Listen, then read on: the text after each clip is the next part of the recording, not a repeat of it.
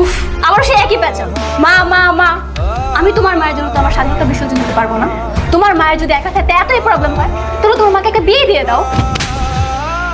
মুখে লাগাম দিয়ে কথা বল তুই। ভালো হয়েছে বিয়ের আগে সবকিছু ক্লিয়ার করেছিস।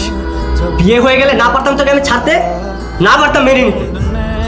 এখন থেকে ভুলে গেল যে হিমি নামে আমার জীবনে কেউ ছিল। কতবার 2 বছর কেটে গেল, আমরা একই অফিসে থাকা সত্ত্বেও ওর সাথে আমি কথা বলিনি। বুঝতে পারছি।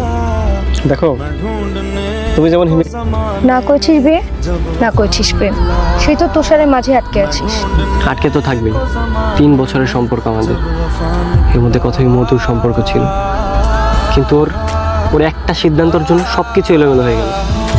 দেখো, জীবনে চলার পথে কিন্তু এমনটা হয়, আর এসবকে মেনে নিয়ে কিন্তু আমাদের চলতে হবে, তাই না? ভাই আমার বিশ্বাস